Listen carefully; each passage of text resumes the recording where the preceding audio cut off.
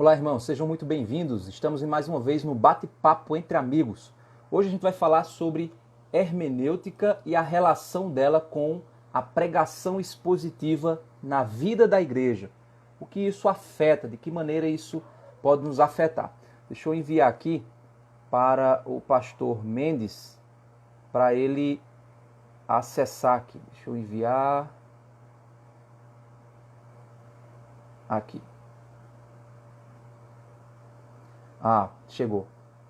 Então deixa eu mandar aqui o convite.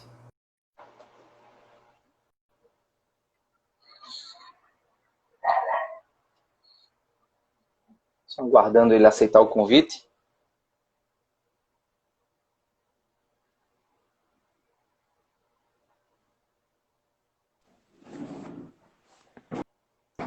Opa, bom dia. Bom dia, tudo bem? Tudo bem. Aí são 7 da manhã, é? Você sabe que eu tava meio. Acordei assim e falei: opa, é agora às 11 horas, daí 7. Essa, essa, esse horário é confuso, mas que bom. Tudo bem com você, Lázaro? Tudo bem, graças a Deus. Ah, Já se adequou bem aí aos horários, às... Já, né? Já faz bem mais de um mês, né, que o senhor está aí nos Estados não, Unidos. vai para 3 meses. 3 meses. Ah, então já se adequou a muita coisa. Né? E o clima aí do coronavírus? Deu uma Olha, normalizada? aqui no nosso condado, condado aqui é um distrito razoavelmente grande, tem 17 mortes só. 17, né? 17, dizer 17 mortes só também é. Hoje em dia a É, gente está vivendo um tempo difícil. Qualquer coisa que você diz, né? é. Oh, morreu só um, o cara faz festa. É É complicado. complicado. Complicado. Pastor Mendes, eu tenho feito esse trabalho já bem antes do início dessa pandemia. Eu tenho feito um trabalho aqui no Instagram. O Ah, Instagram ele tem sido uma rede social que tem crescido bastante, principalmente no meio dos jovens. E aí eu aham. tenho feito esse trabalho relativo à hermenêutica, interpretação bíblica, para ajudar as Sei, sei. pessoas a interpretarem. Inclusive, bem antes da pandemia, eu já ensinava por aqui os princípios do prega-palavra, né? Aqueles 8 princípios Aham. hermenêuticos. Então eu Sim. ensinava, fazia essas lives com o pessoal e tal. Aí quando começou essa Aham. pandemia, aí o pessoal começou a usar mais o sistema de lives, né? E aí Aham. surgiu a ideia de conversar com algumas pessoas a respeito da relação entre a hermenêutica e alguns temas, né? Eu já falei Sei, sobre a sei. hermenêutica, a arqueologia, a hermenêutica do livro de Apocalipse, já falei Aham. sobre hermenêutica com o Nelson Galvão, eu fiz uma live com ele, a hermenêutica e a teologia bíblica. Então Sei, a sei. gente, né, tem feito esse trabalho. E Aham. hoje a gente vai falar sobre a hermenêutica e a pregação expositiva na vida da igreja, Aham. né? Para a gente, eu sei que o senhor tem uma experiência, eu queria que o senhor falasse um pouquinho sobre a sua, tanto para o senhor se apresentar, né, falar um pouquinho sobre a sua experiência ministerial e Aham. também relativo à sua experiência no campo da pregação expositiva dentro do seu ministério pastoral. Porque podem Sei. ter pastores aqui que vão acompanhar, tanto podem estar acompanhando essa live, depois eu deixo essa live gravada e jogo no canal do YouTube. Então, outras Aham. pessoas que porventura vierem a assistir vão aprender um pouco, né, de alguém que Sim. experimentou durante todo o ministério, né, a experiência Aham. da pregação expositiva. O senhor poderia falar um Sim. pouquinho sobre sua experiência nessa área? Antes eu quero pedir desculpas, porque ainda não estou muito familiarizado com o Instagram. E quando alguém Sem me disse, problemas. você usa o Instagram? Eu falei, olha, o médico não me receitou esse.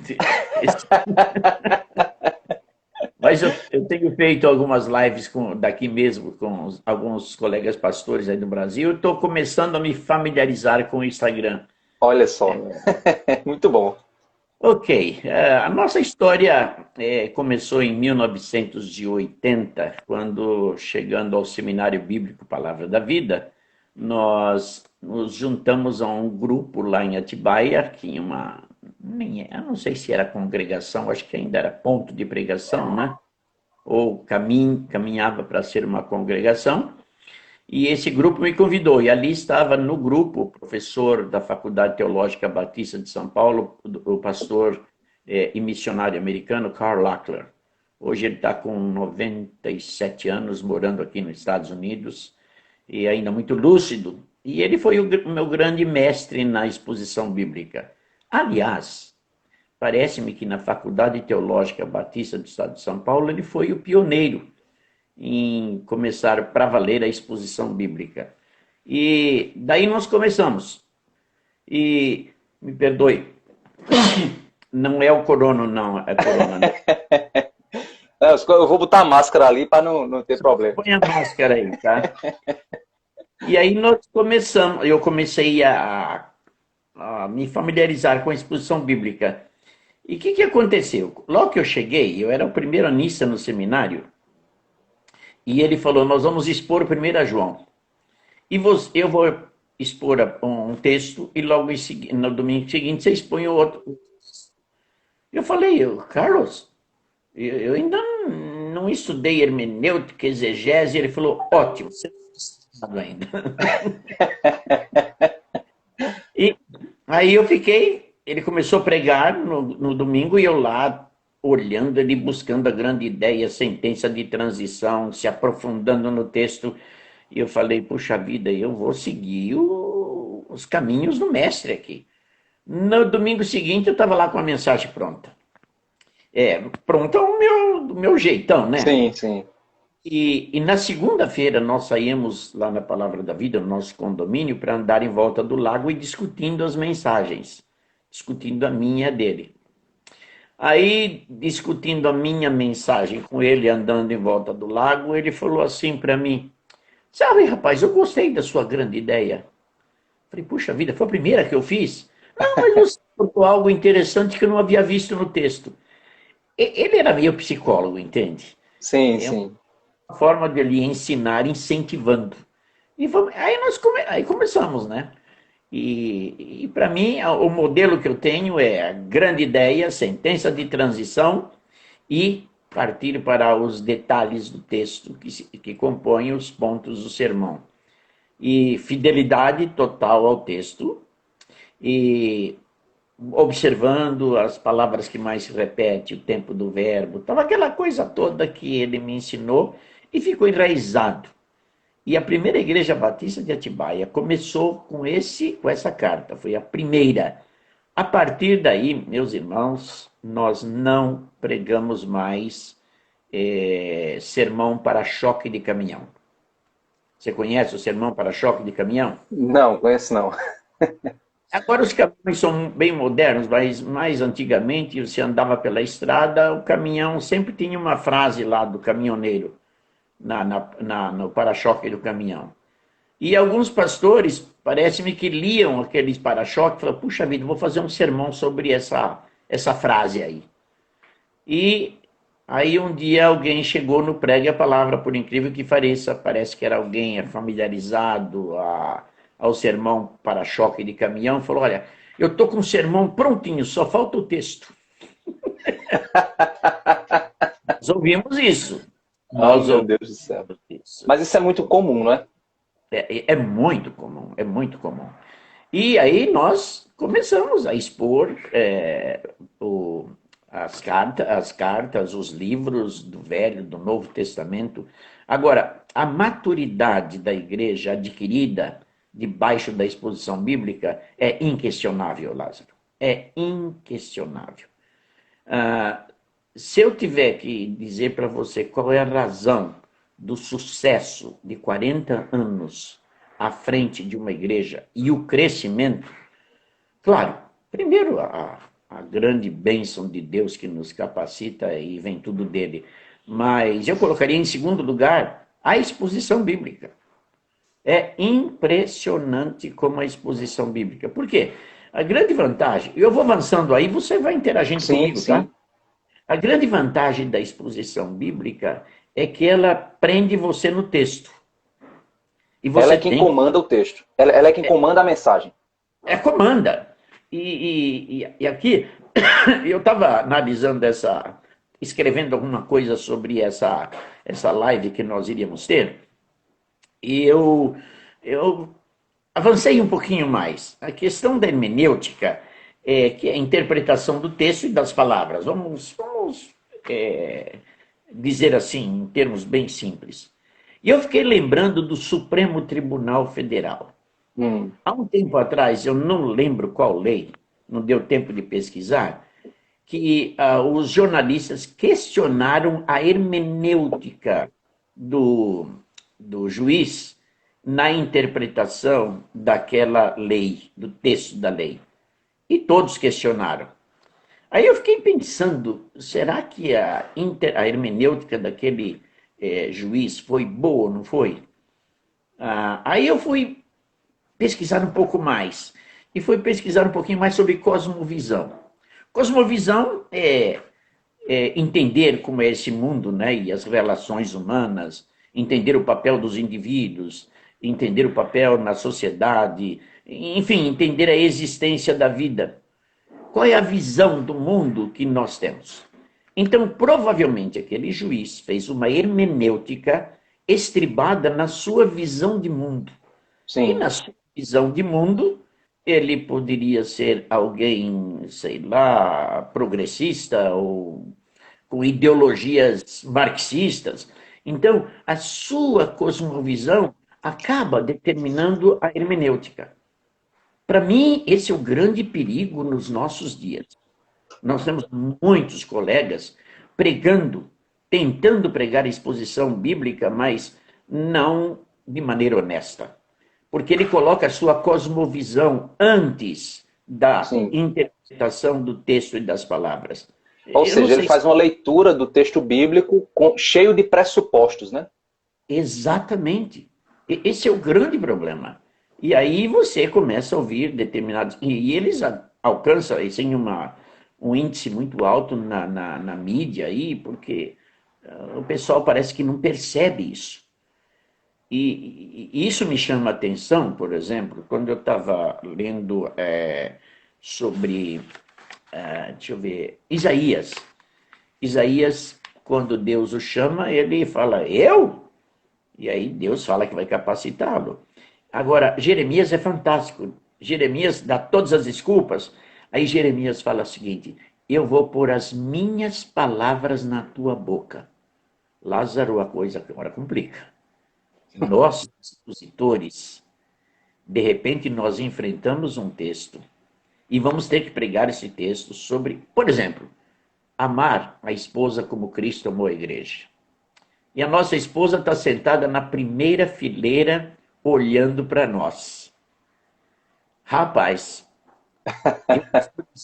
eu costumo dizer que a esposa é o Espírito Santo encarnado na nossa frente, que prescruta o nosso coração. Aí você vai ter que desenvolver aquele tema de como o marido deve amar a sua esposa. Agora, se você não tomar cuidado, você vem com alguns pressupostos, porque Sim. você não é um marido perfeito. Você é um marido 1,99 às Para vezes, tentar aliviar sua barra, né? aliviar a barra. Então, o que, que você vai começar, de acordo com a sua cosmovisão, como deve ser o marido, você pode deturpar o texto e estragar o texto para atender a sua vaidade. E isso é um perigo. Por isso que na exposição bíblica nós temos que entender aquilo que Deus falou para Jeremias. Eu vou pôr as minhas palavras na tua boca. Que Então, resposta. para que eu possa então chegar num significado, pelo que eu estou entendendo, então a pregação expositiva ela é o quê? É o texto, ele fala por si mesmo. Por E o si mesmo. pregador, ele tem o papel de encontrar o significado que o texto possui em si mesmo. Para que eu possa chegar nesse significado, o que, é que eu preciso fazer? Olha, primeiro Eu sei que é você. bem mais complexo, né? Mas de maneira bem simples. De maneira muito simples, é você deixar aquilo que você pensa e procurar entrar na cabeça de Deus e vou pregar aquilo que Deus pensa. Esse é o grande problema. Mesmo aqueles teólogos compromissados com a palavra, nós não somos perfeitos. Nós somos cheios de imperfeições e quando nós vamos pregar a palavra é perfeita. Aí você já tem um choque.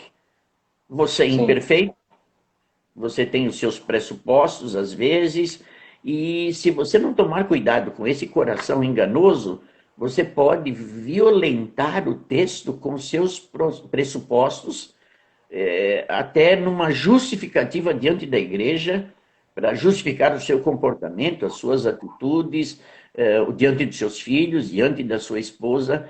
E é complicado.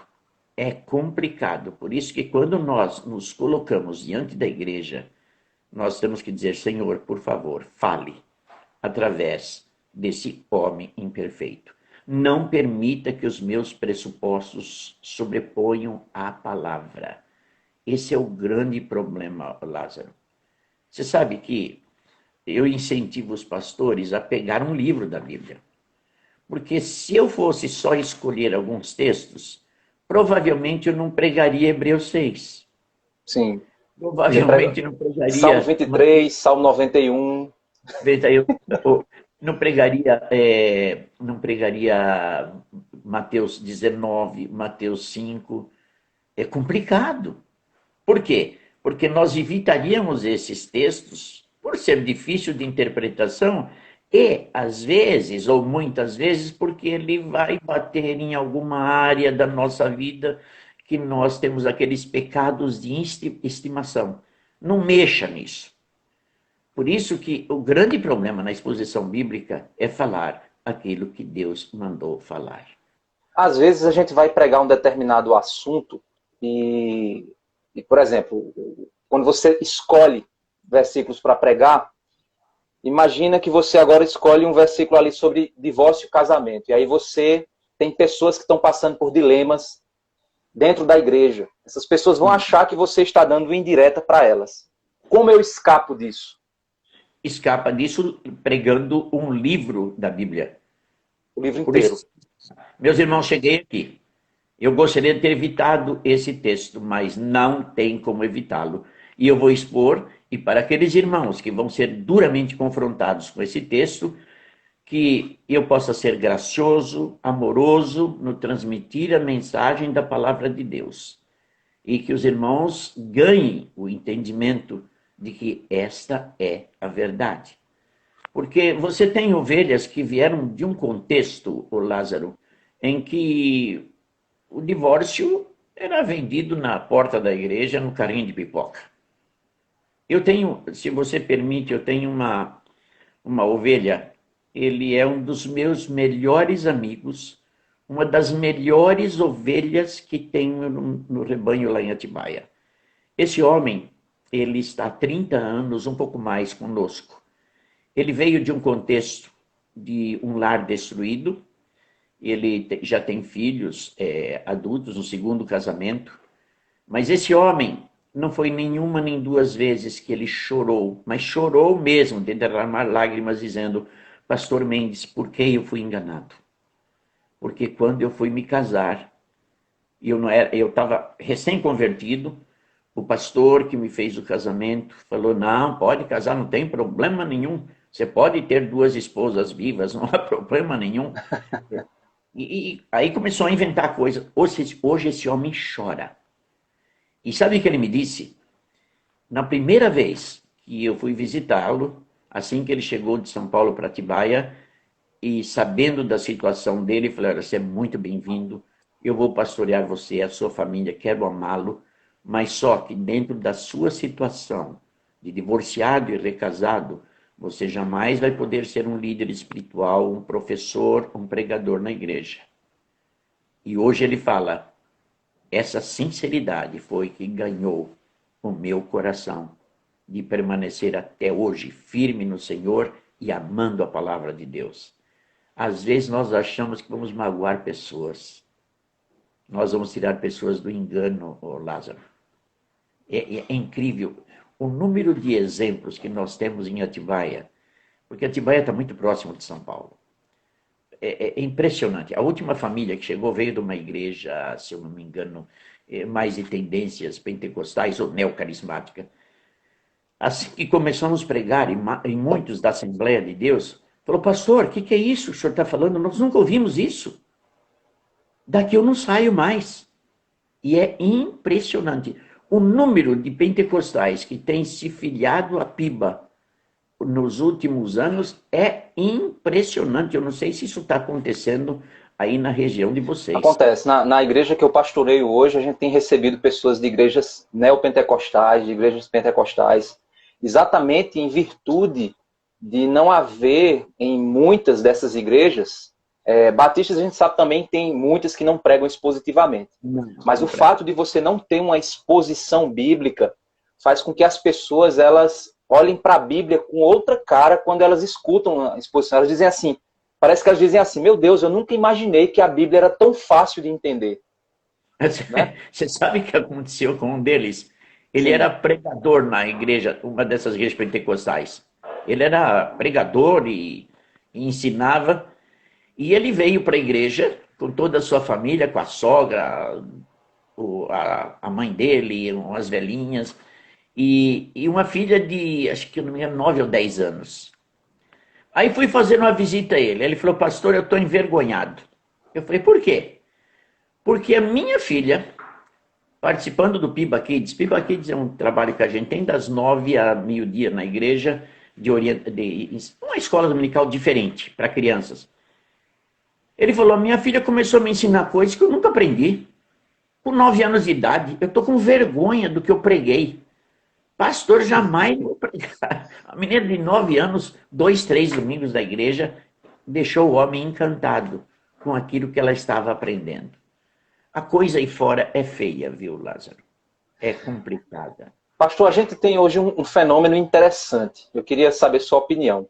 Hoje a gente tem um fenômeno, né, dos pregadores, eu chamo de reformodinha, né, que é o cara que se diz reformado, o cara lê autores reformados, o cara escuta pregadores reformados e bons pregadores expositivos, o cara ele é um pastor jovem, pastoreia em uma igreja, é um pregador expositivo, mas parece que a vida da igreja ela não tem relação com o que ele expõe no púlpito. Então, assim, você ouve o cara pregando, você diz, esse cara, ele é um pregador expositivo top.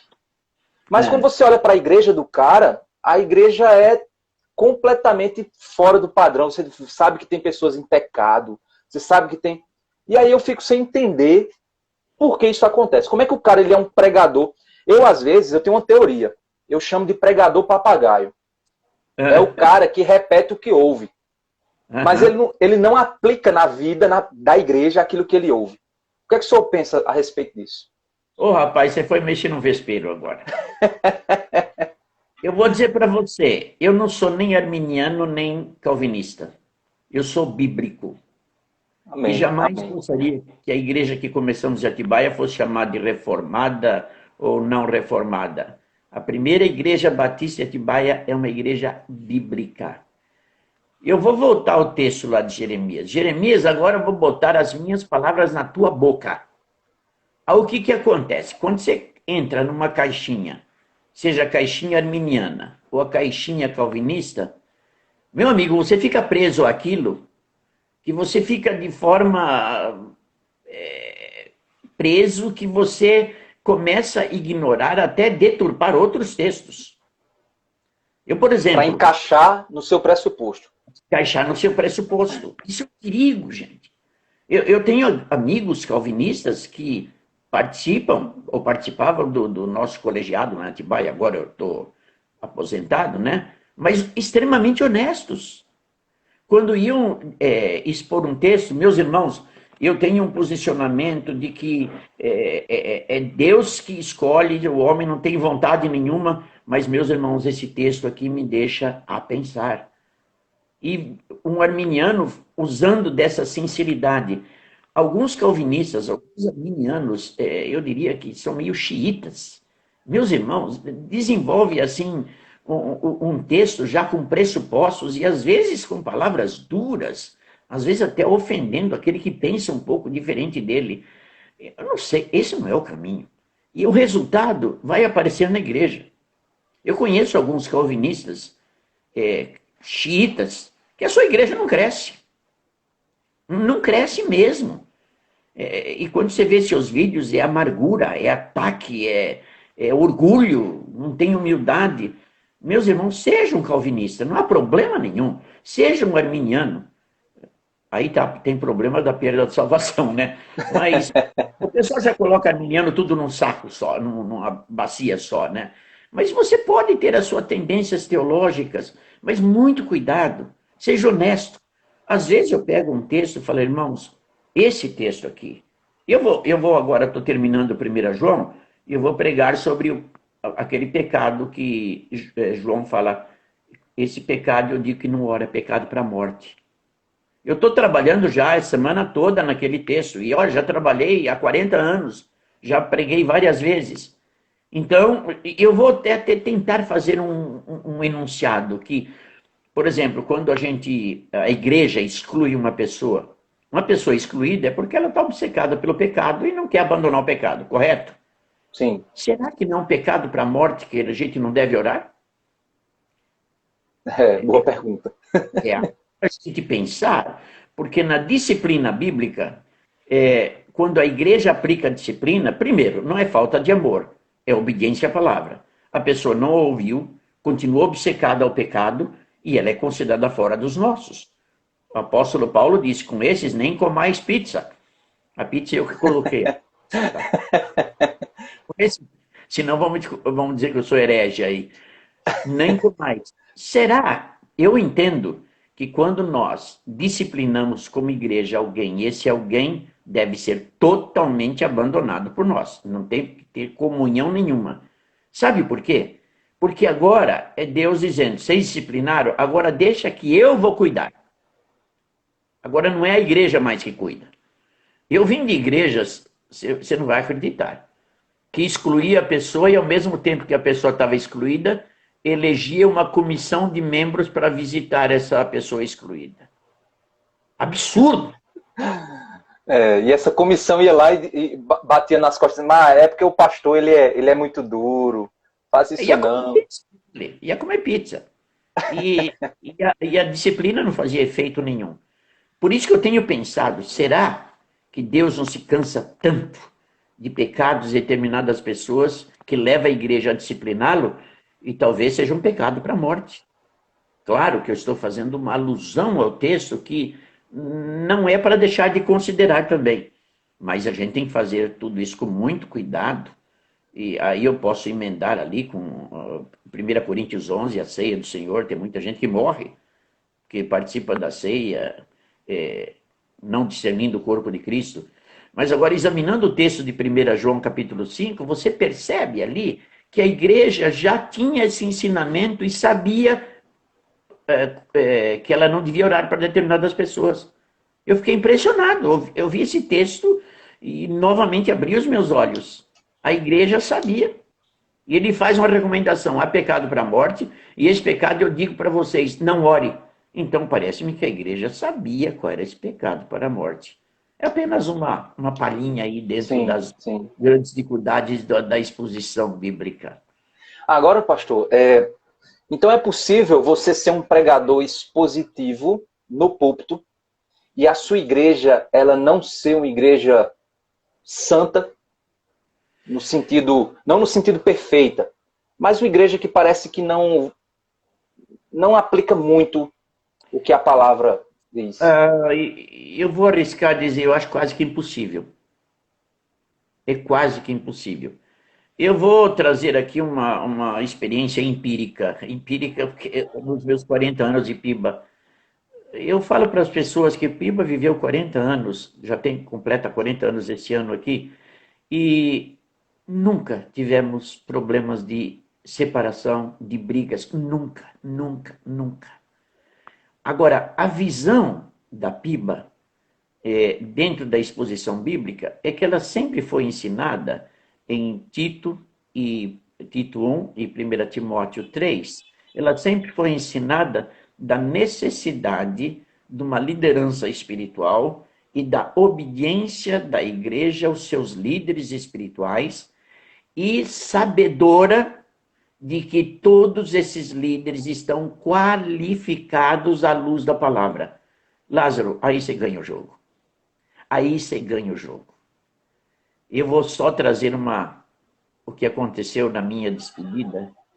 Quando nós colocamos lá o modelo de sucessão pastoral e colocamos os três, pastor Davi Merck Júnior, pastor Ricardinho e pastor Abimael, nós trabalhamos 5 anos com a igreja. Esses 3 homens podem levar a igreja, os 3, não precisa um só, pode ser os 3. No dia da votação, meus irmãos, a igreja superlotada, nós colocamos e pedimos para que os 3 pastores saíssem, para que todos ficassem à vontade. Sabe quanto durou a eleição dos 3? 1 minuto. As pessoas já tinham refletido antes, né, sobre. Que coisa, a igreja tem refletido, conhecia o caráter, porque Davi chegou com 3 anos de idade na igreja, Ricardo chegou com 10 anos de idade, pastor Abimael está há 26 anos conosco. E quando a igreja nós colocamos para votação, alguém falou, pastor, votar o quê? O senhor e os seus os nossos pastores são homens de Deus, a liderança são homens de Deus, escolhidos. Portanto, eu conclamo a igreja que nós agora, sabe o que aconteceu? A igreja em aplauso, de pé. E os 3 entrando na igreja e gente chorando, meus irmãos. Olha só. Aí eu disse para a igreja, agora, meus irmãos, nós temos que abrir uma sessão extraordinária para mudar alguns pontos do estatuto da igreja diante de 3 assumindo o pastorado. Nós vamos ler os pontos, tal. Alguém levantou, peço a palavra. Diga, meu irmão. Eu proponho que toda mudança do estatuto fique a cargo do colegiado da igreja e dos pastores da igreja. E vocês simplesmente trazem o relatório para nós e nós aprovamos. A igreja toda rompeu em palmas, não teve um voto contrário. Olha só que bênção. Sabe o que é isso? É exposição bíblica. Ou seja, a igreja estava preparada biblicamente para observar, segundo Tito e Timóteo, as características dos seus líderes. Acabou. Isso foi mediante a exposição bíblica. Séria. É por isso que eu gosto ali de Tito. Tito, eu sou apaixonado pela carta de Tito. Logo no começo, Tito, você vai botar as coisas em ordem nas ilhas lá dos cretinos de Creta. E sabe que a primeira coisa que ele recomenda? Você vai constituir presbíteros como eu ensinei. O jogo está ganho. Então quer dizer que se você for um bom pregador expositivo, mas a sua vida como pastor não condiz com o que você prega, a igreja talvez até escute você, mas ela não entende que aquilo funciona, né? Porque você tem uma aparência de piedade, mas não pratica. Não funciona. Eu vou trazer mais um exemplo. Eu não sei se nosso tempo aí tá bom. Tem tempo sim. Há alguns anos atrás, eu preguei uma mensagem, eu não lembro agora o texto. Sinceramente, eu não lembro. E eu abri a mensagem e disse o seguinte, irmãos, vai ser difícil pregar esse texto. Porque esse texto exige de cada um de nós um compromisso tão sério com Deus. E eu me vejo quase que impossibilitado de pregar esse texto. Porque, meus irmãos, eu sou um homem que luto contra esse corpo pecaminoso. Eu luto com pensamentos. Eu luto em amar os irmãos. Eu luto por amar a Deus da forma mais correta possível. E contei as dificuldades que temos. Terminado o culto, uma senhora em lágrimas me procurou e falou, pastor, essa foi a melhor mensagem que eu já ouvi na minha vida. E chorava. Eu falei, minha irmã, mas o que aconteceu? Eu pensei que ela não gostou da mensagem e estava desesperada, chorando, né? Ela falou, não. Hoje, Deus tocou no meu coração, porque eu sempre olhava para o Senhor e para os pastores e achava que eu nunca seria como vocês. E hoje eu percebi que vocês têm as mesmas dificuldades que eu tenho. Meus irmãos, que lição nós recebemos. Nós nos colocamos num pedestal e fazemos um discurso muito bonito e as pessoas falam, bom, eu jamais vou chegar onde ele está. E nós somos tão imperfeitos. Isso é o que Pedro diz, né? Que nós, os pastores, eles não são donos do rebanho, mas eles são modelos, né? Eles devem ser modelos, ou seja, ele deve ser um modelo de cristão, dizendo assim, olha, tenho as mesmas lutas que vocês, estou lutando, tenho as mesmas falhas, estou lutando, estou buscando o mesmo Deus, estou desejando a mesma vida cristã, ou seja, estamos juntos nessa luta. A igreja precisa saber disso. Às vezes a nossa postura pode transmitir que já fomos arrebatados e estamos ainda em vida falando.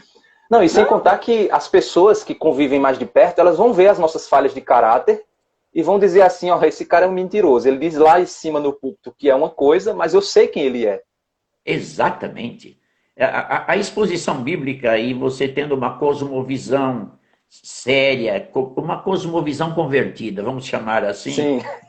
Você joga para o texto bíblico e, meu amigo, a igreja cresce, a igreja vibra. Nós agora, na nossa saída, colocamos 7 novos casais como líderes espirituais. E é um processo que eles vão ficar em experiência 5 anos. Sim. Então, coloquei todos os casais e falei, a partir de agora, que vocês votaram neles em experiência, você vai observar como ele trata seus filhos, mas observe mesmo, fica de olho neles. Na hora do almoço, na fila, se ele quer passar na frente de todo mundo, se ele abre a porta para a esposa quando o carro, quando ele desce, você vai olhar tudo. E falei para eles, a partir de agora, vocês vão ser vistos de forma bem séria. E todos estão lá labutando. Eu falei, quando vocês verem algumas falhas na vida deles, e se você achar que você tem dificuldade de confrontá-lo, chame um dos pastores e fale, olha, eu não tive muita coragem, mas então eu estou aqui com o pastor, eu estou achando que essa área... Nos chama, não há problema nenhum. E os 7 estão lá fazendo um grande trabalho. Mas o manual do nosso fabricante tem que ser exposto com absoluta fidelidade. Interessante. Isso que o senhor está falando, eu estou fazendo aqui um manual na cabeça, né?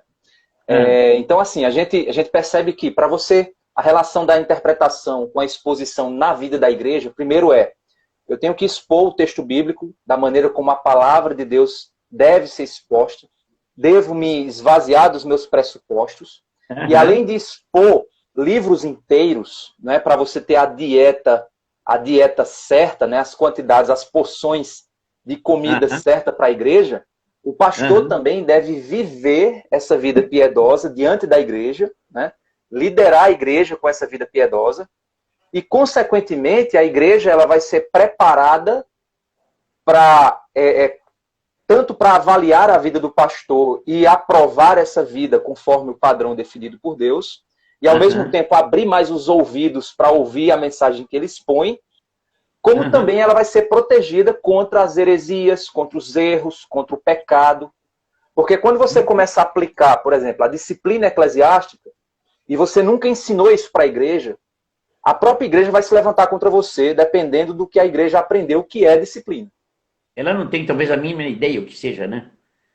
Então, assim, basicamente, pelo que eu estou percebendo, tudo começa na exposição sincera, na vida sincera do pastor, e no correto ensino da própria igreja julgar o próprio ministério do pastor. Mas sem dúvida, nós somos julgados a cada domingo quando assumimos o púlpito. Tem gente olhando para nós e dizendo, será que isso que ele está falando ele vive?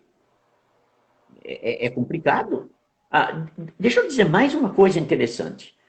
Hoje a PIBA está com aproximadamente 1.500 membros, considerando a congregação, as congregações.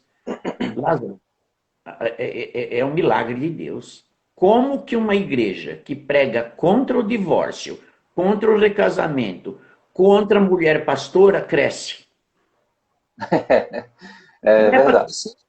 É para ficar lá num canto. Ela não para de crescer. Porque as pessoas chegam e falam, eu encontrei a verdade, aqui se prega a palavra de Deus. E isso é um milagre de Deus. Porque hoje a igreja badalada, mulher assume o pastorado e deitam e rolam na igreja, os homens são os verdadeiros manas na igreja, e tudo se aceita, se faz divórcio. Pastor divorcista. Por exemplo, quantas vezes ele vai aceitar o divórcio? Se ele aceitou a primeira, aceita a segunda, aceita a terceira. Daqui a pouco a pessoa já teve 10 mulheres e está lá liderando a igreja e ensinando na escola dominical. O que é isso? Isso é modelo? Modelo coisa nenhuma. Isso porque não se expõe à palavra de Deus. Uma senhora uma vez chegou, teve um culto administrativo de disciplina, uma senhora vinda de uma badaladíssima igreja em São Paulo, disse, vocês ainda ensinam assim? Olha só, como se fosse ultrapassado, né? Que é isso, meus irmãos? Nós temos que... É a palavra, então, somente a palavra. Bem, que maravilha. Então, assim, pastor, pelo que eu entendo, e até para o pessoal que, a maioria dos que estão nos acompanhando aqui, eles não são pastores, né? São ovelhas. Então, parte do ensino, né, do ministério pastoral não é só o que ele diz no púlpito, mas a parte do ensino é conviver com o seu pastor, não é isso? O seu pastor, de repente, você está dirigindo o seu carro e tem uma ovelha atrás vendo as barbaridades que você está fazendo. O trânsito é um revelador impressionante. Você sabe o que aconteceu com o meu amigo em Campinas?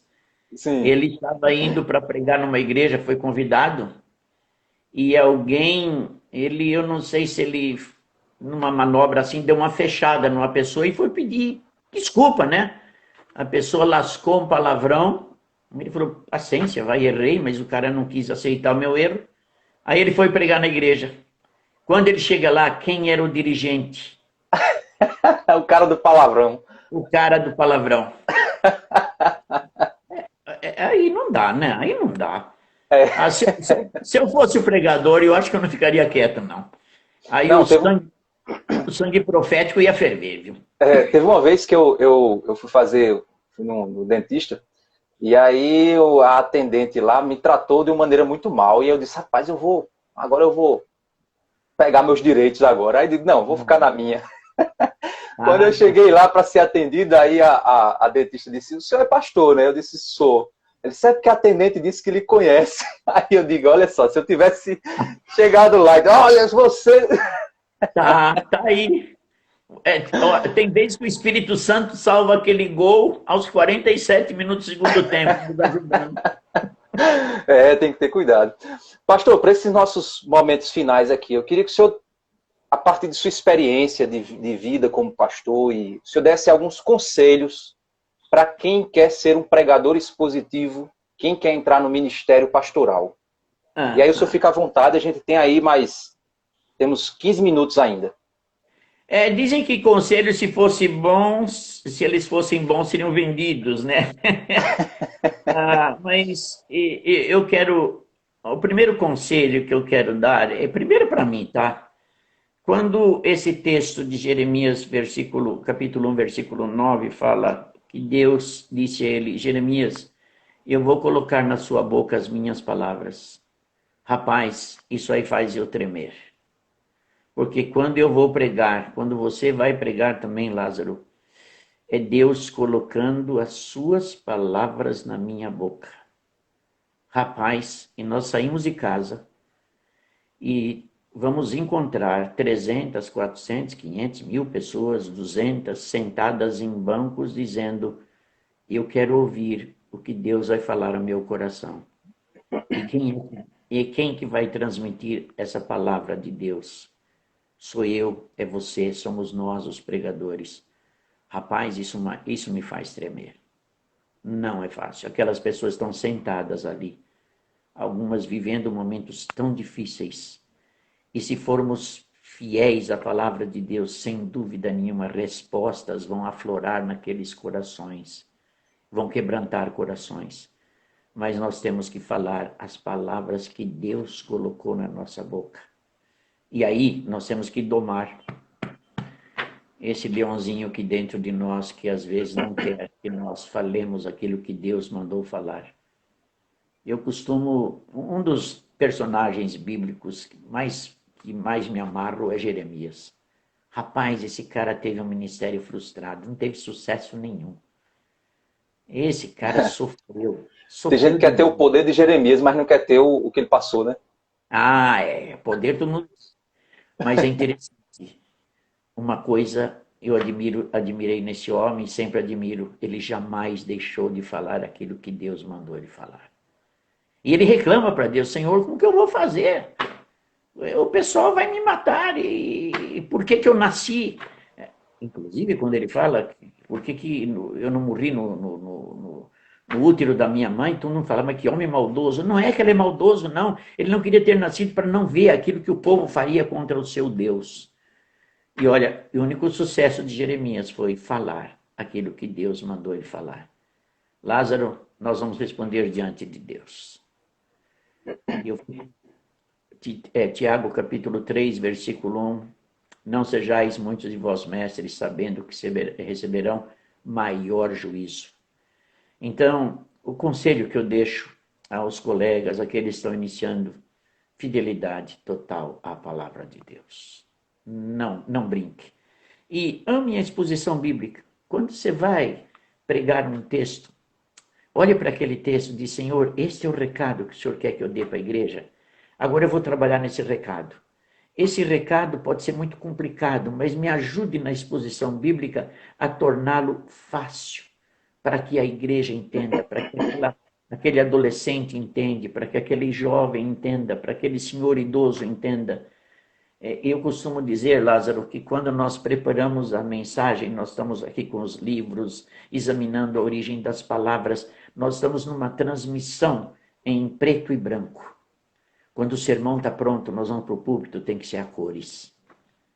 A cores, para que as pessoas entendam. Eu gosto muito quando chega um junior e fala, papai, quando o pastor Mendes prega, eu entendo tudo. Rapaz, isso é uma realização para mim.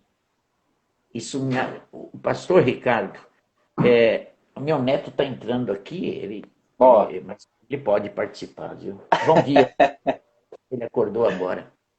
E quando o pastor Ricardo, que chegou com 10 anos na PIBA, o pastor Ricardo dá o testemunho até hoje. Ele falou que amou tanto a exposição bíblica porque ele chegou em casa com 10 anos e falou, mamãe, eu estou entendendo o que o pastor prega. Olha que maravilha. É por isso que seja um expositor, porque as crianças vão começar a entender.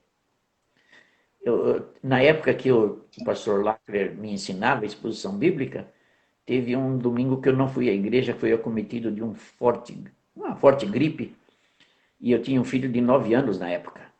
Hoje ele já está com seus 40 e poucos, 50 anos, quase 50.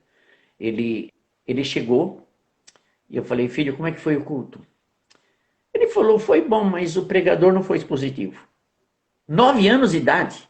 O pastor Karl Lacker tinha trazido um amigo meu, um amigo dele, americano, que pregou. Aí, na segunda-feira, o Carlos Lacker foi me visitar e... Oi, Mendes, você tá bom? Eu falei, eu tô bom. Eu falei, mas eu preciso te contar uma coisa. O meu filho disse que o pregador não foi expositivo. Ele falou, mas qual dos seus filhos? Eu falei, o que tem 9 anos. Ele falou, eu não acredito. E não é que o moleque tá certo. Mas a chave da questão, eu perguntei, filho, por que você acha que ele não foi expositivo? Ele falou, por quê? Porque ele leu o texto e não falou mais nada sobre o texto. Olha só. Olha, compreensão de uma criança de 9 anos. Por isso, a exposição bíblica, ela é fascinante, ela faz você mergulhar no texto. Ela faz você vivenciar o texto. Agora, se conselho é bom, eu vou deixar um. Quando você vai pregar um texto no domingo que vem, já na segunda-feira, leia esse texto. 1, 2, 3, 4. Na terça, 5, 6. Rumine esse texto. A ideia de ruminar não é de chamar o pastor de animal, não, mas às vezes é um animal. Né? Aí quando você começa a trabalhar no texto, aquele texto está impregnado em você. E a exposição bíblica é tão fascinante que você não vê a hora de chegar o momento de você expor aquilo que você preparou. Agora, eu vou repetir. As palavras de Deus vêm para a nossa boca. Não se esqueça, Lázaro e colegas que estão ouvindo. Quando as palavras vêm na nossa boca, vêm na boca de um ser imperfeito. E aí nós temos que nos preparar muito bem espiritualmente para transmitir a palavra de Deus. Por isso que precisamos dizer para as ovelhas, meus irmãos, isso que eu estou ensinando para vocês é difícil para mim também. não é fácil. É por isso que Paulo lutava, ele esmurrava o seu próprio corpo, porque aquilo que ele gostaria de fazer, não fazia. E nós temos essa mesma luta. A nossa sinceridade diante das ovelhas, você sendo um expositor e sincero, mostrando que você tem as dificuldades que as ovelhas têm, você ganha o seu rebanho. O seu rebanho cresce, amadurece. E são ovelhas que vão berrar bem afinadas. Não vão Amém. destoar. Amém, pastor. Que bênção E mesmo. nunca abandone a exposição bíblica, nunca abandone. Ela é fantástica. Amém. Que bênção, que bênção. Pastor, prazer. E só terminando um pouquinho, quando você procura viver a palavra de Deus, você nunca vai ser surpreendido com o texto. Puxa, esse aqui eu não posso pregar porque eu não estou vivendo. É verdade. Porque a igreja sabe que você está vivendo com muita dificuldade, como ela também vive com dificuldade. E sermos autênticos. Vamos ser autênticos, não tem, lutamos. É verdade. Amém, pastor. Que bênção, um bate-papo maravilhoso, né? Pena que o Instagram, ele corta, né? Se der 1 hora, ele passa... Ah, ele corta. Olha, ele corta. Apareceu vários nomes aí, mas a gente não tem... Ah, o Botafogo tá aí. Você conhece o Botafogo? Conheço sim, o Rodrigo. Rogério. Gente boa. Só que o time dele que não tá bom não, mas tudo bem. E ele bota mais no Instagram dele, né? Que ele é Botafogo, né? A camisa, rapaz, ainda bota a camisa. Mas nem todo pastor é perfeito, né? Tem essas imperfeições. Não deu para dar abraço para todo mundo aí, mas que fiquem abraçados todos que participaram aí. O Botafogo aí. Tá, um grande abraço. E eu estou à disposição aqui, viu? Aqui nos Estados Unidos, eu e minha esposa ficamos paparicando o nosso netinho de 2 anos e meio e passeando para cá e para lá e fazendo minhas lives, fazendo exposição bíblica e estamos aí à disposição, tá bom? Amém, amém. Deus abençoe sua vida, pastor. O senhor sempre é uma bênção, né? Deus seja louvado pela sua vida. Né? O seu ministério impactou a minha caminhada. Eu comecei o ministério meio perdido, sem saber muita direção. E aí Deus foi me guiando, e aí eu conheci o seu ministério, conheci a PIBA, conheci o Pregue a Palavra, e a partir disso eu fui me alimentando ali, o OPL, né, o Pastor Líder. Aí a gente foi trabalhando, né? Hoje eu estou sendo treinado para me tornar professor do Pregue a Palavra. Então, assim, é uma maravilha mesmo, né? Então, Deus continue lhe abençoando. Agradeço demais, louvo a Deus pela sua vida. Né, que o senhor possa aproveitar muito aí o seu neto, aproveitar muito todo o resultado que Deus lhe permitiu, né, alcançar, e que sua vida seja realmente muito frutífera, e que agora com a internet, né, que aproxima, que nos aproxima, né, mesmo estando distantes, e que o senhor pode ir lá gravando seus vídeos, passando sua experiência, né, que isso é muito importante para as gerações que vão vir depois. Eu só quero terminar uma palavra dizendo a você: você foi uma bênção que Deus colocou na minha vida. Amém, amém, fico feliz. Estou admirando aí seu ministério. O Botafogo também, né? Senão ele começa a se queixar aí também. Valeu. Amém, pastor. Deus lhe abençoe, viu? Esse pessoal que está entrando aí, se quiser ter algum contato comigo, você pode passar o nosso canal. Isso, o canal do pastor Antônio Mendes. Você vai lá no YouTube, é Antônio Mendes, né? O canal. Pronto, isso. Antônio Mendes. Eu vou colocar no Stories, eu vou colocar um arraste para cima, levando você para o canal do pastor Antônio Mendes, onde ele está fazendo exposições e compartilhando experiência. Vai me arrebatar. Vai me arrebatar. Tem um recursozinho que você põe no Stories, você arrasta para cima, ele joga você para dentro do link que você colocar. Aí eu vou fazer isso aí. Tá cheio de recursos esse Instagram. Tá cheio de recursos. Eu pensava que era remédio, você vê? Olha aí, tá vendo? Até mais, pastor. Deus lhe abençoe, viu? Abraço, tchau, tchau.